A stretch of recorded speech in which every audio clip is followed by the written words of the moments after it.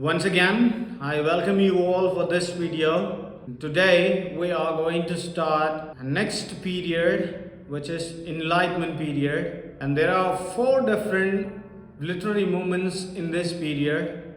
We'll be seeing one by one. Let's get into the video now. First, we understand what is there in the Enlightenment period. So after the Renaissance, there is a transition time between the Renaissance and Enlightenment. The time is actually the Civil War and the Restoration period. So after the Charles I executed by the Protestant army, and Charles II made the throne back again after a few years. In this period of time, people had different lifestyle. In England, they were having a kind of new ideas and new innovations in their thinking as well as in their lifestyle. That started in the Restoration time and that is continued till the Enlightenment period. So the word Enlightenment means the empirical, realistic thinking of life given the way to finding new innovations. Innovation happens in the field of science as well as in the literature too.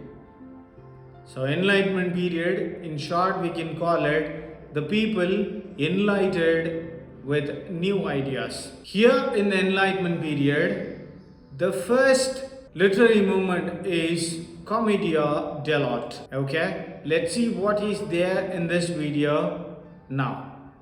Without any delay, we start the video now. Now we understand what is Commedia Dell'arte. In the dramatical life of England after the Restoration, there is a new ideas and developments happened. Commedia dell'arte is actually Italian type of drama where the people are adding their realistic and innovations in their acting as well as in the style of writing or the way of presenting.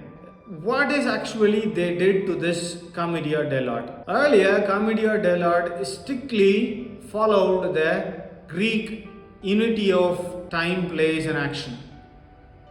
These three units were strictly followed and they were using a classical way of doing. But later, in the Enlightenment period, they were improvised and started to go with new way of acting and doing, more or less equal to the current dramas. What they have improvised here in this style of drama means, in all the parts of drama they have changed or they innovated new ideas. First one, the character improvisation, where earlier the characters mainly depend on the story. They don't deviate the story, just they go ahead with the story. But here in the Commedia dell'arte, what they did, they used stock characters which are famous characters in every drama. For example, there is a clever fool or the clown, which character makes jokes in the drama. In every drama there will be a character like this. And then there is a character like a owner or the businessman who is a foolish one and greedy man. This character is also used. And then there is a captain who is actually strictly following the brave and courage stories in his life. And the doctor character, all these characters we call stock characters. They are fixed in every story. They will be showing a particular characterization in all the dramas. So this is how they improvise the characters. In the setting wise, they have used only the artistic form of backgrounds earlier.